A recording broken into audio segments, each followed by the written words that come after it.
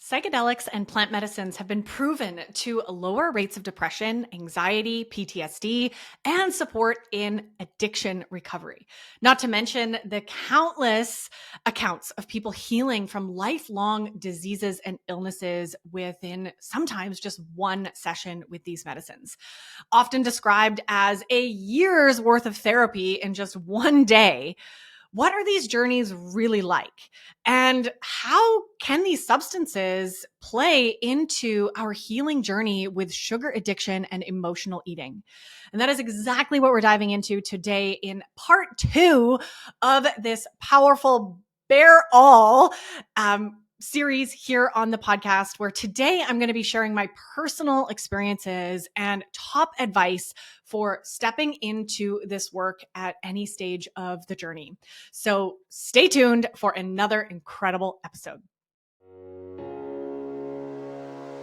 Welcome to the Beyond Sugar Freedom podcast. I'm your host, Danielle Dame, holistic nutrition coach and speaker.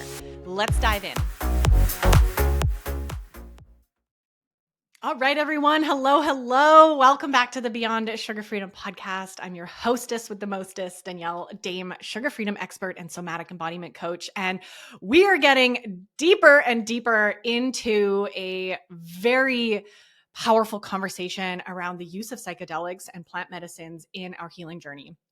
And reminder, if you have not already, maybe this is the first episode you're tuning into, I recorded an episode last week that was part 1, really setting the foundation of what are psychedelics, what are they not, the really huge common myths and misconceptions about, the word drug versus actual medicine. I went through a lot of pieces yesterday last episode around this topic and really setting that groundwork for you. So if you haven't listened to part 1, definitely go and do that. You can keep listening to this episode first, absolutely, but it's going to make a lot more sense for you if you first listen to part 1. So do it in whatever order works for you, but these are meant to be a paired episode experience to really help understand at least a little bit of this massive world that is now finally being talked about. And I'm finally having the courage to talk about, which, believe you me, is scary. And I'm really grateful. And I want to shout out to everybody who has sent me loving, supportive messages since last week's episode. I so deeply appreciate it. It really helps give me the courage to continue speaking my truth. And I hope that by bearing my heart, bearing my beliefs, bearing my soul in this 2-part episode for all of you, that it really gives you permission to do that as well. And now, not everybody, this isn't going to be everybody's cup of tea. This conversation may not be for you. You may not be interested. You may have your own beliefs about these medicines and working with this, and that is totally okay. And I just want all of you to listen to this and to find your truth and find the courage to speak that truth in whatever area of your life that is, from a place of love, and knowing that not everybody's going to accept it. Not everybody's going to like it. Not everybody's going to want to hear what you have to share. And that is okay. And I am here right now, raw and vulnerably going through that journey by speaking out about my use with psychedelics and plant medicines over the last 5 years of my healing journey.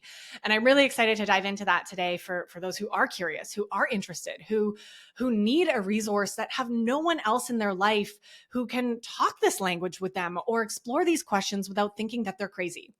Now, I know, similar to going off of sugar, similar to changing the way that we eat, we can often feel like the black sheep in our family or in society. And this for me is another level of that. It's like, okay, Danny doesn't do the sugar thing. She's weird. And now she's over here, doing the psychedelic plant medicine thing, and she's even weirder. And I love it. I'm embracing my weird. And this is a continual journey for me. It is still not easy. My people-pleasing tendencies are still here, rearing their head, worried about what you're all going to think of me. And that's okay. I'm sitting with that, and I'm using that as fuel, and ultimately is exactly what these medicines have helped me with. So let's go ahead and dive into what I want to talk about today, is really weaving together. Again, this will make so much more sense if you've listened to part 1, how these substances, these psychedelics, plant medicines, whatever you want to call them, can actually help you heal sugar addiction. or your emotional eating patterns, which are ultimately below the addictive pattern. So if you haven't listened to part one, I'll just preface this, right? So we understand, or most are understanding now, especially thankfully to the work of Gabor Mate and his studying with addiction, is that the patterns to escape and numb out of our body with substances like sugar or alcohol or heroin is actually a deep rooted drive to escape or to numb out of pain that is being stored in our nervous system. This truth that we all have some sort of imprint from our early childhood experiences that it is actually not safe to be in our body, nor is it safe to feel pain. And that may be showing up as physical pain for you, but for most of us, it's emotional pain, right? It's a pain of being abandoned or not getting the love that we needed, or feeling the loneliness of our child self who didn't get what she needed, or in those early experiences. So there's this pain, let alone the trauma that you may have lived through, right? There may have actually been instances of sexual abuse or physical abuse, and these really deeply rooted traumas that are now creating as our adult self this complete disconnection from who we really are, because we learned at a young age it wasn't okay. Right? It wasn't okay to be who we were. We had to fit in to survive, right? This, as Gabor talks about it, this authenticity versus attachment conflict that we deal with as young children. And this inability to be in our painful emotions and even to feel our emotions.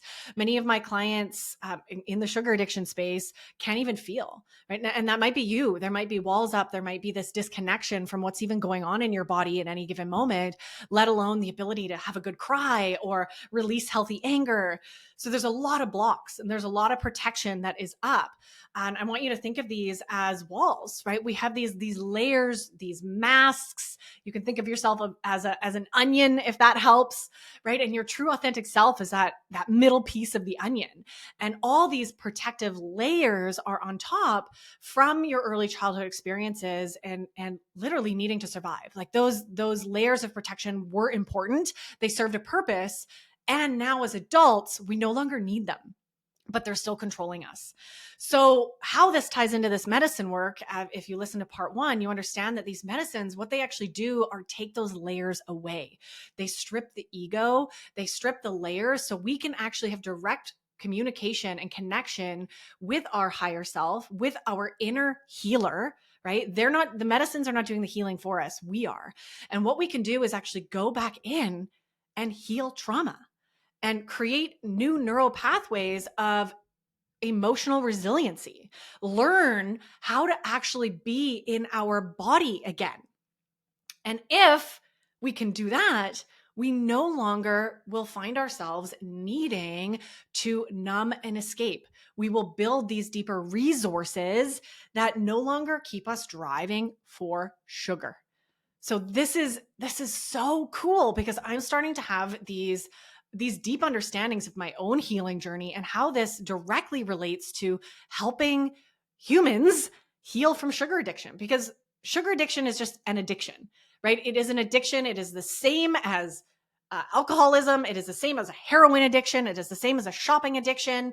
It is this drive from deep within us to fill a void and also to escape or numb out from really difficult, painful parts of us that we're not wanting to look at because we don't have any reference to do that. So what these medicines can do is help not only go in and renegotiate and repattern trauma pathways in our brain, in our nervous system, in our body, we can also begin to see the problems that we might be experiencing in life in a different way.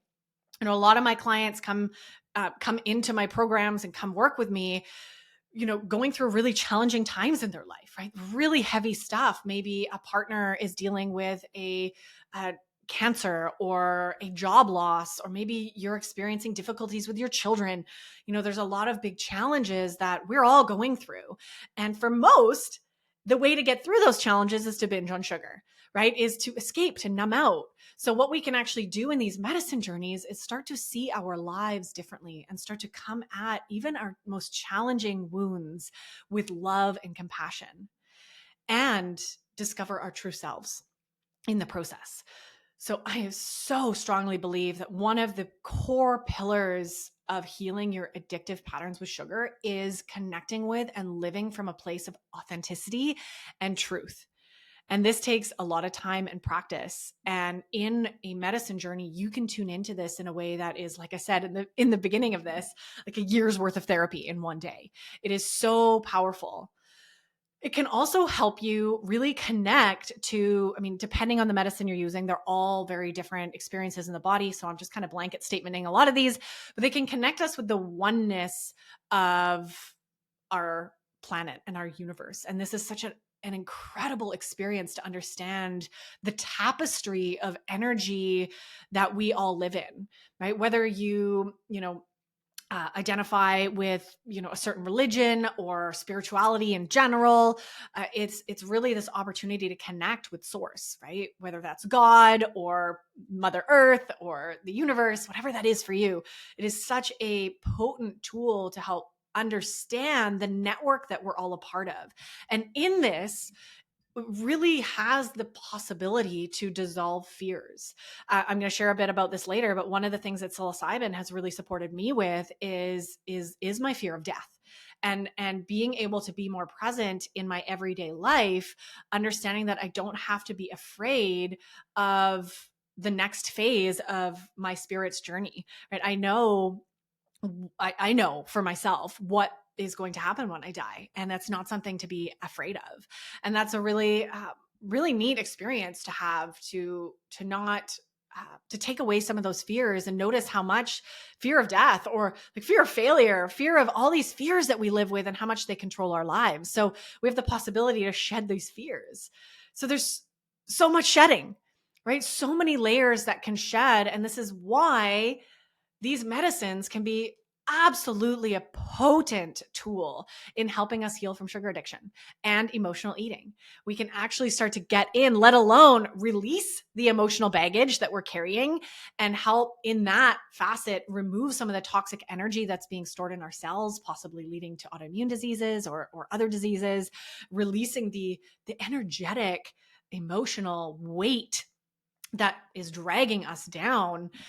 Can be such a freeing experience to learn how to feel again. And when we do that, right, when we know that it's okay to feel and we know how to resource ourselves and how to support ourselves with feeling, guess what?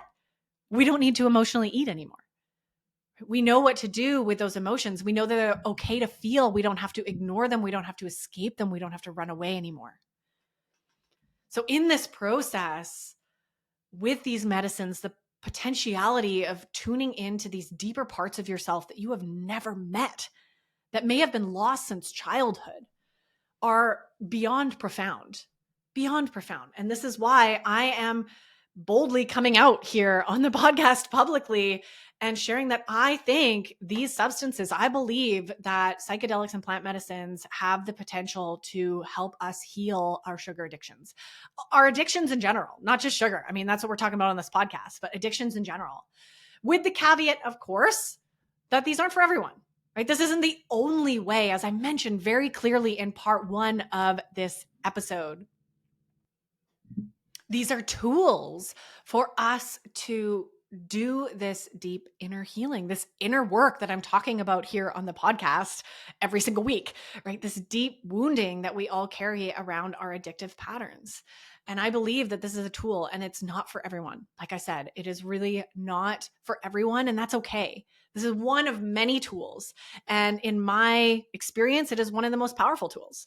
But that doesn't mean it's not possible for you, of course, to heal your sugar addiction and heal your traumas and repattern your nervous system with other tools. And I'm going to share some of those at the end of this episode for those of you who might not be ready to jump into this work quite yet. Like, this is new and scary, and I get it. That's okay. We're going to dive into that a little bit at the end, and some questions that I want to answer for all of you that I've been getting actually from my audience and my communities and my clients around this work.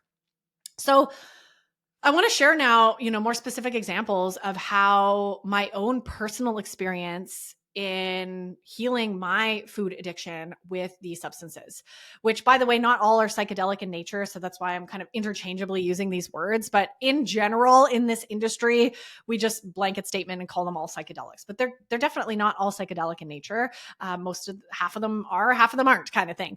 But it's just kind of a blanket statement because we don't really know what to call these substances. They're very unique and very different and very powerful. So yeah, I want to share with you. I know I've shared a little bit, and again, I'll link this below in the show notes. You can definitely go and listen to the episode that I recorded with my dear beloved Ben over a year ago, where we really dove in and cracked open our vulnerability and our hearts and shared a lot about our experiences with these medicines. But I wanted to share with you more specifically today the key pieces, little pieces. Obviously, there's so much in each of these journeys, little pieces of what has helped me specifically around my relationship with food and my relationship with sugar and ultimately my relationship with myself in these medicines. So I'll start off the bat with the very first one that I ever experimented with, psilocybin. And I didn't mention this in part one, but I want to mention this here is for anyone who's listening to this, it's like, I've never done drugs and I hate this stuff.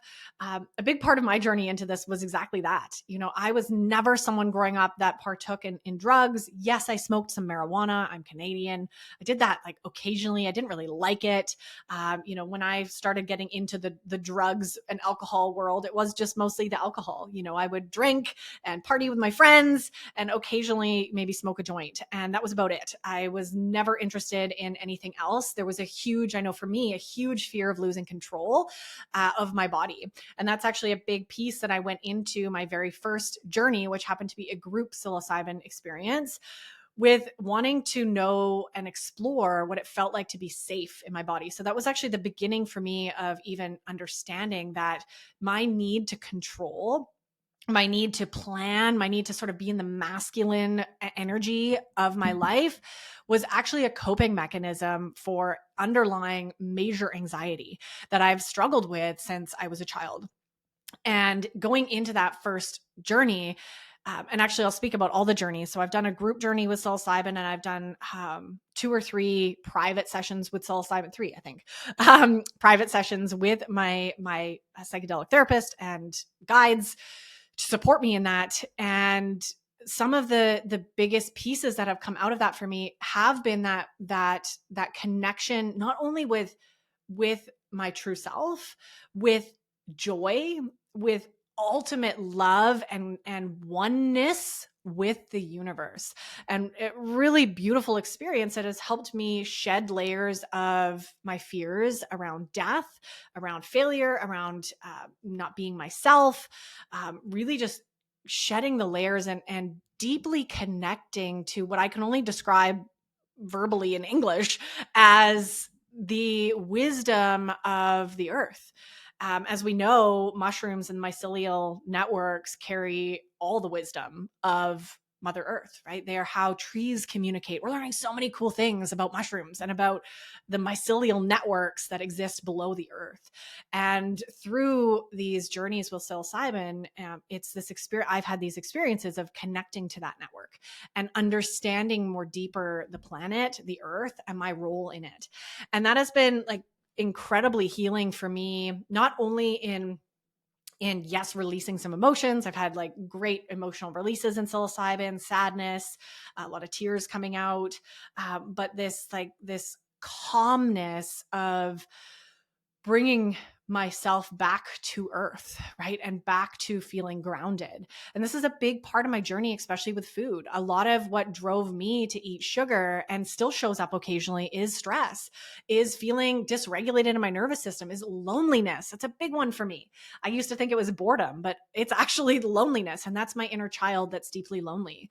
And through these experiences with psilocybin, I understand that I'm not alone. And I understand that I am deeply connected and I can slow down. And there is this experience in my physical body of being able to let go of stress. So a lot of layers there. And again, I'm just sharing tiny pieces of these massive journeys that I've been on that have really also allowed me to connect in with some bigger questions I had around the direction of my life and what's next for me, and some major decisions around the future that I want to live and who I want to live it with. And if there's other people involved in that, there's been a beautiful dialogue between my higher self and the wisdom of Mother Earth and the universe. And yes, this sounds really woo woo and out there, and it kind of is. And it's very, very hard to put into English language. Anyone who has ever done a journey with any of these medicines knows that there's no English words to describe what you just experienced. That's because it's actually an embodied experience. It's not a mind experience for a lot of these. Some of them are more mental, up in the mind, but this is a body experience. And we don't, in the English language, have a lot of reference for language around explaining what's going on in our body, right? Like, how do we really deeply talk about the different types of intuition and the different ways that we get information that comes to us and our emotions even? I mean, we're even learning new language around that. So it's hard, but I'm doing my best. So that's psilocybin. The next journey that I did do, I've done just one of these so far, is with MDMA. So I did do a guided MDMA journey one-on-one with my psychedelic therapist. And that was a really powerful journey because it was very much in connection with empathogens, which is MDMA. And the next one I'm going to talk about, 3-MMC. These are very, very heart-opening and communicative experiences. Whereas psilocybin, I had my eye shades on and I was out. I was like in dreamland, in connected with the mycelial network. Whereas with these substances, there's a potentiality and possibility to do therapy, right? To talk for 6 to 8 hours. It is a very long day, but it doesn't feel like it for you. When you're in the medicine, time actually doesn't exist. It's a really cool experience. And you get to actually go back in and navigate. So with MDMA, I was really able to tie some big loops together for myself around the roots of actually my emotional eating patterns and the childhood experiences that I had with not feeling emotionally met or understood, and that causing me to internalize and shut down the feeling of those emotions. So the MDMA journey really helped me tie a lot of those weaves together and understand and see clearly where a lot of my emotional eating patterns came from and my blocks and my around, even feeling emotions. And my MDMA journey also helped me really tune in with my truth. There was some big insights that came forward around some massive changes that I needed to make in my life. And one of them being leaving the Quit Sugar Summit. And some of you remember me as part of that, a co-host of that summit years ago. And my journey in MDMA really helped me connect with the truth that it was no longer in alignment for me. And I needed to take a step back and remove myself from that team. And that was just this connection with that higher, that voice that had the answer for me, that knew what was needed for me, and was guiding me to live more authentically, right? To make choices more in alignment with who I really was. And that was such a gift, such a powerful gift, and extremely difficult to integrate. That was a really difficult choice to make and a difficult journey to navigate afterwards. As I mentioned in part 1, you're going to listen to that, right? Integration is 90% of the whole experience. So what comes to you and what you realize in these experiences, these journeys, this one day, take months afterwards to integrate and actually make the changes in your life that you realize need to be done. The next medicine, and one of my favorites actually to work with, and one that I am going to share a little bit more about in the work that I'm starting to do, is called 3-MMC. This is actually the underground of the underground. Not a lot of people are talking about this. It's kind of brand new, but the potential of it is absolutely incredible. There haven't been many studies done with it because it's newer and it hasn't been around as long. And the people who are, again, with these medicines, a lot of it is really self-study. A lot of it is experiential. It's not something you can necessarily put under a microscope or even study in a lab setting, because the person's experience is going to be very different in a clinic versus in their home, right? So it can be really difficult to study. But all that aside, this is one of my favorite medicines because for me, again, speaking about my experiences, which by the way, will not be your experiences. Everyone's experience is massively different. And it's actually kind of a gray area to even talk about my experiences because I don't want to plant seeds of expectation that this is going to happen for you. And that's really important for me to say. Everything that I'm sharing here will probably not happen for you. You're going to have your own experience that is perfectly designed for what it is that you need. But with 3MMC, one of the things that I really love is it takes your ego and puts it on the bench. Similar to MDMA can do this as well, but it also, for me, allows me to tune in a lot deeper to my emotions. With MDMA, I wasn't necessarily able to feel a lot of my emotions. Most people can. I couldn't. I've got some strong protectors, but 3MMC really helps me not only go back into some of these wounded areas of my childhood and my adolescence and actually feel what needs to be felt and actually release those emotions. So there's some beautiful opportunity here to do somatic work in these medicines as well and release what needs to be released. So I've released a lot of shame, a lot of, especially around my body and my sexuality with 3MMC. I've released a lot of sadness, a lot of loneliness, a lot of anger, a lot of really potent, heavy emotions that have been holding me down my whole life, and really clearing through some of those cobwebs to create new neural pathways, new beliefs, new stories for myself. And just this deep connection with your true self. 3MMC is also an incredible medicine for anybody who struggles with people pleasing. It is so cool because immediately you become a boss. You are not capable of people pleasing on this medicine. It is really, really fascinating to navigate some of these old patterns of where that even started for you, but you become really bossy on this medicine. You know where you want someone to put their hand on your shoulder when you need a hug, or if you want to move over and sit on the couch over there. It's really, really cool. So with that, this medicine specifically has really helped me go back in and repattern some old beliefs and some old trauma stories that were being held in my nervous system, while also releasing the energy and the emotions that have been holding on around those incidents. So really releasing some, like I said, some shame, some anger, some guilt, some deep grief and sadness. Like there's been a lot that has really been processed through me with the help of 3MMC, and beginning to step into the new, right? And beginning to step into the new way that I want to operate and live. Okay, the next one that I want to just touch on quickly is peyote. We did have the honor about a year and a half ago. No, it was a year ago.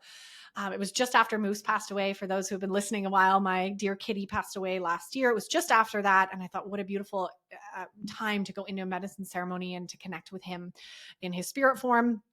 We had the honor of peyote is a very, I want to like really caveat this. It's something that we do as white humans need to tread very carefully. This is a very endangered plant, and it is something that we sat with very, very deeply and intentionally with the offering that was being brought to us by a medicine man from the Mexican region, where they traditionally use this medicine for their healing of their tribe and their culture.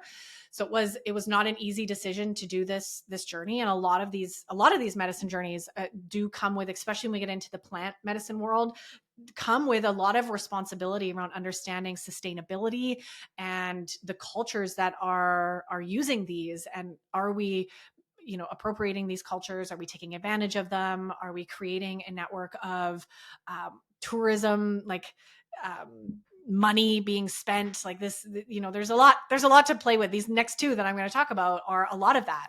Psilocybin, not so much, because we can grow it anywhere, anytime. Like it's going to be growing forever. It's not endangered at all. It's easy to grow psilocybin. Apparently you can even do it at home. I've never done it.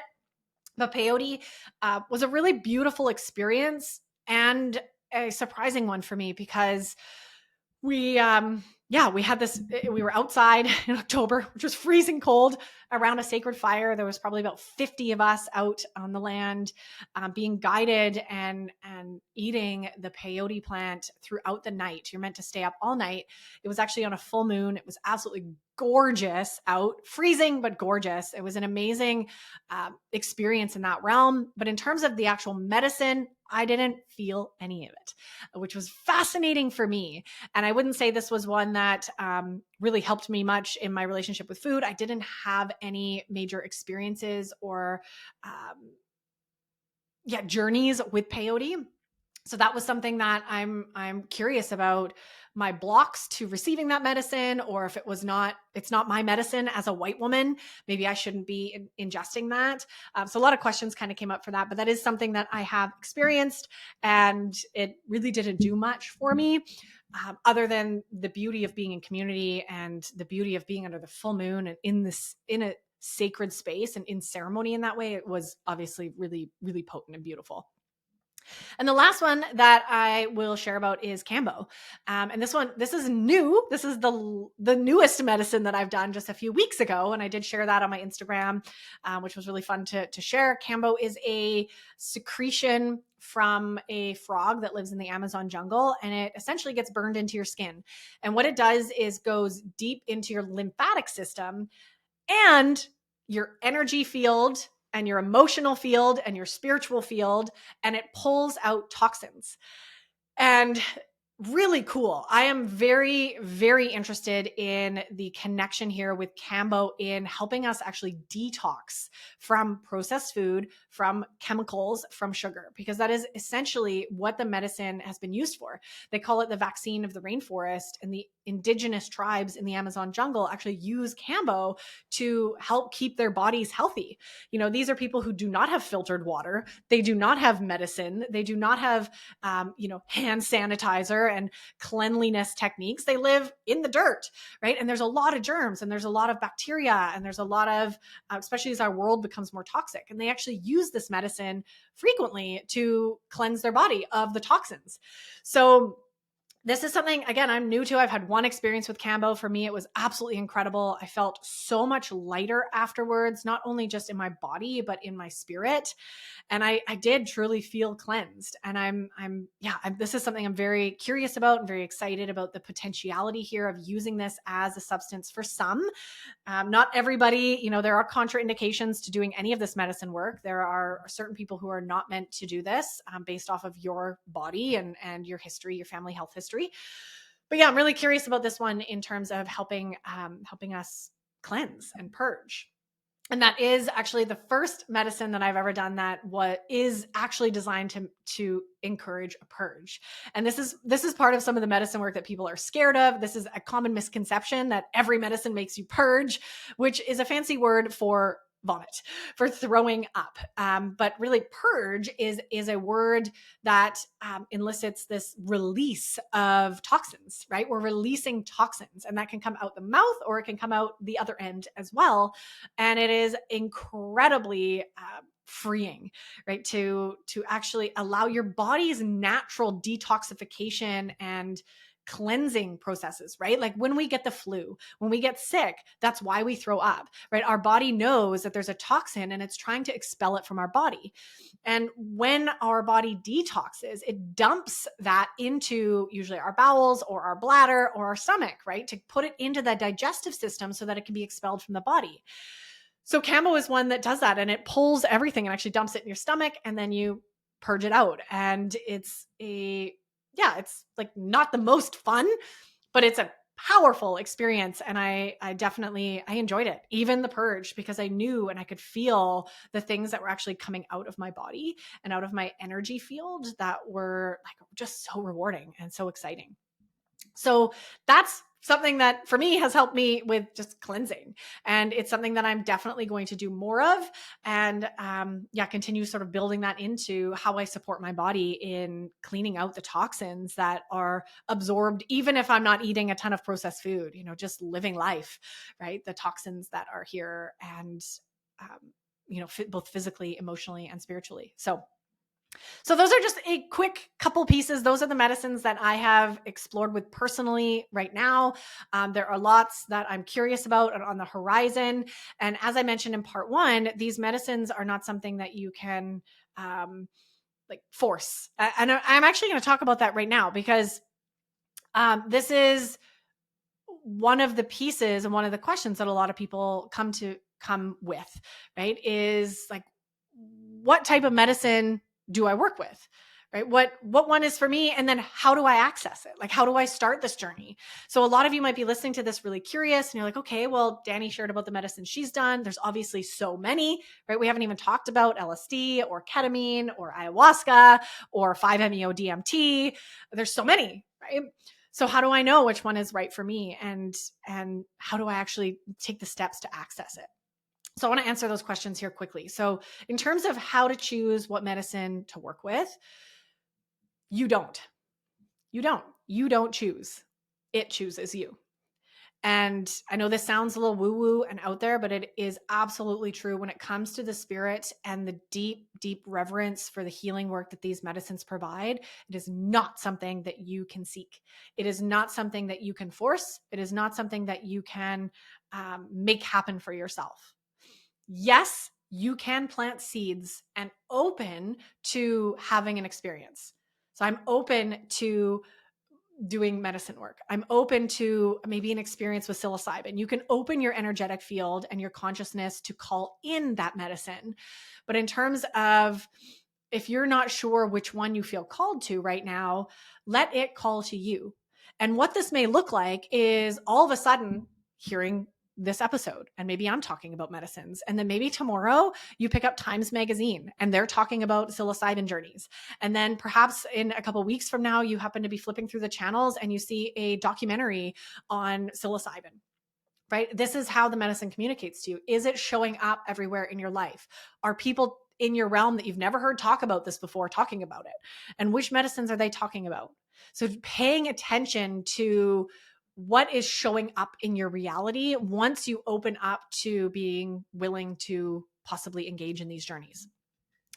And then the other piece here is obviously opening to that. If you don't feel a deep calling or knowing of what medicine is next for you, it would also depend on your intention, right? They're all so different. So do you want to go back in and deeply heal and repattern trauma? Do you want to go in and get some questions answered from the beautiful mycelial network? Do you want to cleanse your body?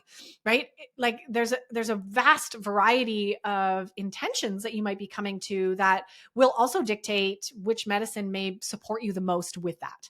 So getting clear on like what your intention would be going into any of these journeys, and what is it that you're possibly looking for or getting out of it. And then that will help dictate as well which medicine might come in and choose you, right? And then in terms of how to access it, okay, this is where it gets really tricky because most of these substances are still illegal. Many are not here in Canada. Many are starting to become legalized, Schedule 1 through clinical trials, things like MDMA, psilocybin, ketamine. You can access these through certain therapeutic modalities and clinics here, I know, especially in British Columbia. And then there's some like even Cambo from the Amazon is not, it's not illegal. It's not considered a drug. It's not scheduled. Same with, I think, peyote. I could be wrong on that. So there is this fine line, right? And I want you to remember to tune in with what you're comfortable with. I know I have no problem, personally being a black sheep and navigating around these, what I believe are just laws that have been put in place to actually control on and stifle our consciousness and our connection with our true selves. So for me, I am happy finding ways around, in what I would call like the underground to access these safe substances and to do my work with them. But you might not be comfortable with that, right? So there is an invitation for you to start doing some research, right? If you're comfortable working underground and finding a practitioner in those networks, wherever you are in the world, they exist. It's simply a matter of starting to plant seeds and open your awareness to where these people might be, right? And starting to ask around because they exist, but we cannot publicly speak about it or necessarily broadcast it because of the gray area with a lot of these substances. And then, of course, if you are more comfortable in a clinical setting, then you can easily Google and research clinics, right? Ketamine assisted therapy clinics, MDMA assisted therapy. You can do some of these Google searches and look in your area and see if there are any of these offerings and what criteria they may have to. There's a lot of hoops to jump through with clinical studies and clinical work. But if that's for you, and if you feel like you might qualify for some of those studies, then you can definitely find those easily on Google. Like those are public information. And then, as always, please be very careful who you do choose to work with, right? Once you start asking around, just know that you are in the driver's seat here. This is really potent and powerful work. You are essentially trusting someone with the most delicate areas of your psyche and your consciousness. And it is not something to take lightly. It is not something to rush into. If you ever meet a facilitator or guide who's trying to rush you or put pressure on you in any way, that is an absolute red flag. Speaking of red flags, I'm definitely going to have someone on the podcast in the coming months to talk about what you need to look for and avoid in a guide or therapist or support, whatever you want to call it, because that is a really important part of you empowering yourself in this journey. Do not work with anyone, especially as this work is becoming more and more popular. There is more and more, especially in the underground area, more and more people who are not qualified to be doing this work, right? That should not be here. And we hear of this. We hear the horror stories of people even traveling down to Peru, supposedly working with a shaman who is not a shaman and is just somebody trying to make money off of this industry that is now presenting itself. So really doing a lot of due diligence is super important. However you navigate into finding these substances and finding this work in your area. Now, I want to also share something really scary and really exciting that actually goes into answering a little bit of this question of how do I access these experiences? So if you haven't already gathered a little bit from me sharing this and having these conversations here on the podcast, I'm really excited and terrified at the same time to share with all of you that this is something I am going to be offering in the future. This is something that I am navigating into becoming a guide in this space with certain medicines, not all of them, and is something that I'm taking very seriously, which is why I'm not saying come book a session with me right now. I'm not ready. I'm not ready right now. I have a lot more training to do around understanding trauma, understanding nervous system. Currently pursuing my breathwork training, which kind of encompasses a lot of that somatic work and trauma-informed pieces, as well as so much more learning experientially for me to have these experiences, to feel confident in the medicines and be able to guide clients through there. So I am in the phase right now where I worked with actually one client so far, which has been incredible. My partner and I held space for a client this summer, and it was absolutely life-changing for myself and for her, and really showed me and gave me the courage to know that this is a part of my path. This is a part of my future. And it will be, for now, separate from my programs and my incredible, sugar work that I'm doing, but it is going to be a conversation and something that over the coming years will definitely be brought into as an offering for the work that I'm doing. And that offering, of course, will be in person. So anyone who is willing to travel up here to Vancouver Island and is curious about doing this work, please know that I am a resource. And even though right now I might not be open for business taking clients, I do have a massive network here in British Columbia on the West Coast. For anyone who is possibly interested, I want to just put it out there that you're welcome to reach out to me. If you're willing to travel up here, I can absolutely connect you with many, many trusted underground guides and even some clinics that are working above ground here in Canada that I would highly recommend, that I've personally worked with and I trust so deeply. So that is also a resource for you, and really exciting to share that news with all of you, that this is something that I'm going to be doing. And I don't know what that looks like yet. And it's scary and it's terrifying. And people are asking me, and I'm like, I don't know. I'm letting it unfold. Just like with all of this work, it can't be forced. I'm taking that one next step. I've just signed up for my breathwork training, which will be somatic and trauma informed. I'm also going to be signing up in the new year for some more psychedelic assisted therapy training, actually like clinical training. So there's a lot of pieces that I am taking very seriously here before I officially open my doors and offer this as a service. But I do right now want to offer my voice as a service, right? And my ability to possibly connect with the network up here, at least where I live, and support any of you who have this curiosity and are possibly wanting to get into some of this work. So excited to share that because there will be more, and I will keep you updated on the podcast as things unfold. At the phase that I'm in right now, I am working with, open to setting up some journeys and some practice, not only with my partner, but also with some close friends, and really getting some of my own, my own practice in, which is extremely important in any guide that you may ever work with, is to make sure that they have those hours under their belt and they have some experience. So I'm dipping my toes in that way, and it just, oh my goodness, just absolutely life-changing. Obviously, I can't say much about the client that we worked with in the summer, but it was such a beautiful, powerful day of not only working with my beloved, we worked really beautifully together. It was the first time we've ever done that together. And it was so neat to observe like the divine masculine and divine feminine, the way that we were able to show up and support our client in this massive transformation in her life.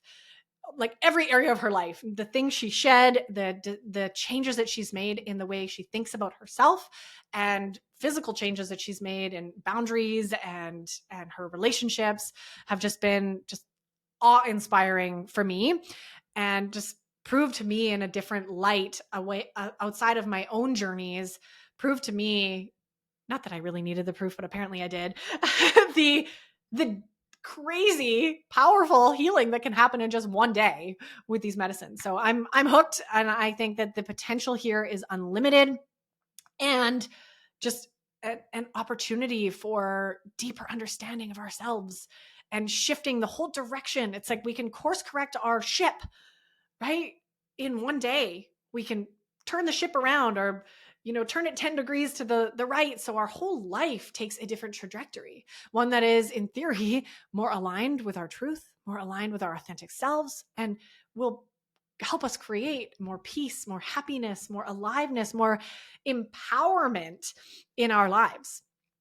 So stay tuned. I'm so excited to be sharing more. Now, before I wrap up this episode, I want to share, as I mentioned earlier, that there may be some of you listening to this who are like, Danny, that sounds way too out there for me. This is scary. These are still in my mind, still drugs.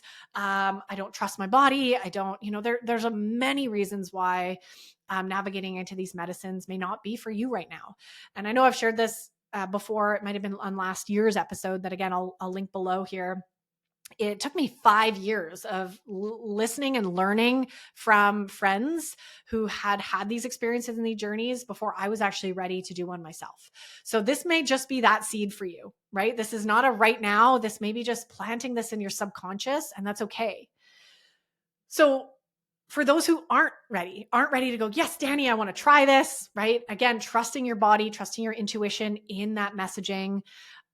There are other things that you can do to get started with playing around with your subconscious. There's a lot of ways that we can do that without actually ingesting anything.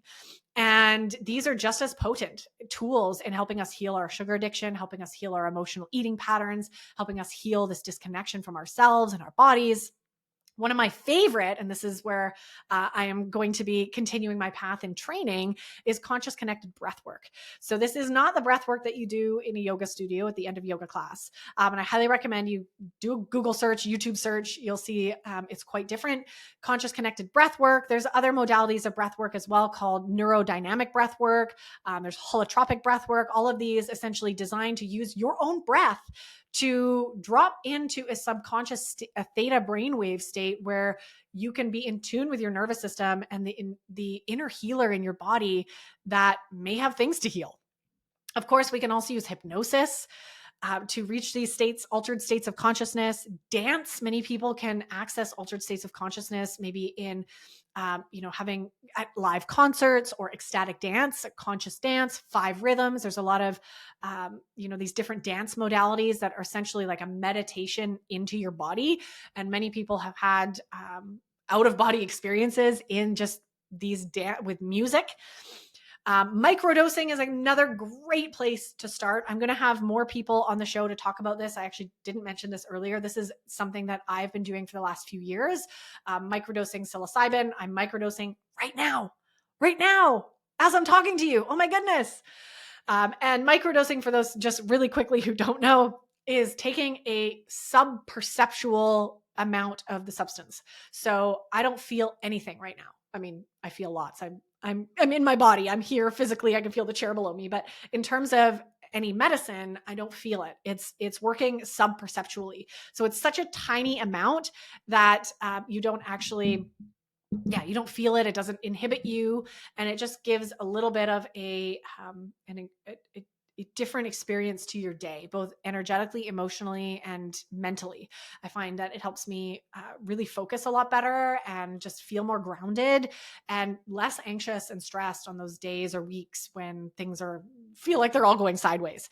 Obviously, you can do your own research. There's a lot of people talking about microdosing now. There's a lot of companies, really great companies, showing up with different blends for microdosing and different really beautiful things that you can do there. So I will definitely have someone on the show come in the future to talk more about microdosing, because there's a lot I don't even know, and it's not my area of expertise to talk about.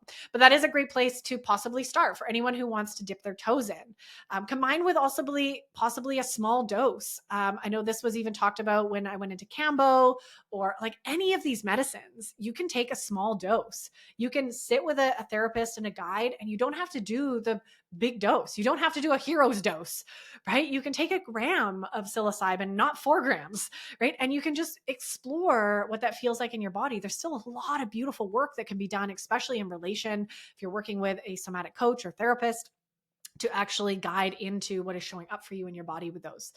So there's that option as well, to start dipping your toes in. And I know for me, that's where I started with psilocybin. I didn't do a huge dose. I wanted a little one because I wanted to still kind of be able to be lucid, but not be lucid. And I needed that to feel safe, right? And all of this is about what makes you feel most safe. This is really important, right? From the guide to the setting to the medicine and how many times it was properly tested so that you know it's clean. Like, there's a lot of areas and lead up to an actual journey day that ultimately should be making you feel as safe as possible. Because if you're not feeling safe, the medicine's not going to help. It's not going to do that, right? It's you're going to be blocking it. And there's a lot of, this is probably a side tangent for another day, right? But there's a lot of blocks that can show up. If you're not feeling safe and you ingest a medicine, sometimes people just don't even feel it. Like maybe even high doses. But if there's blocks up, it's amazing what the body can prevent if you're not feeling safe to let go and to surrender. So all areas of your experience really need to be curated for safety. And for you, that might be breath work, it might be hypnosis, it might be dance, it might not be ingesting something, it might be achieving these altered states of consciousness through different means that feel more aligned for you right now, which is wonderful. So there you have it. There's a little bit I wanted to share, part 2 here, wrapping up around how I deeply believe these substances, psychedelics and plant medicines, have the potential, not guaranteed, nothing here is guaranteed, but have the deep potential to help us heal from our addictive patterns with sugar, with food, and deeply connect with ourselves. I shared my own personal journey and how each of these medicines have or have not supported in my food journey, and ultimately just my deep inner healing with myself. And of course, sharing excitedly that this is going to be work that I will be offering. This is something that I very strongly feel called to be doing in the world and holding space for. I've been doing this outside of medicine work for 8 years now, and as a coach and as a space holder in guiding people into these painful areas and helping them heal through them. And I'm really, really excited about how that's going to unfold for me. And I'm excited to bring you all along the journey with me. If that's something that you're interested in, you're going to be hearing about it here on the podcast. I'll make sure to keep you all in the loop. And a final reminder, as always, one of the intentions I have with these episodes is to be a resource for any of you listening, any of my clients. I've already had so many of my clients reaching out to me. There's no one else in their world that they can talk to about this. They have no idea who to help navigate, where to even find these journeys and talk about. So I want to be that resource. And if there's anything in this that you've got any questions, any curiosities, any concerns, please feel free to reach out. Send me a DM on Instagram, on Facebook. You can also email me at support@danielledame.com. I would love to keep the conversation going.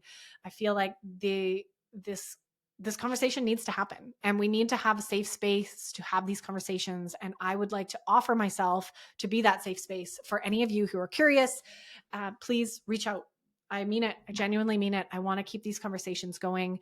And I know that this is a part of my path as well, is planting these seeds for you, if this is something that calls to you.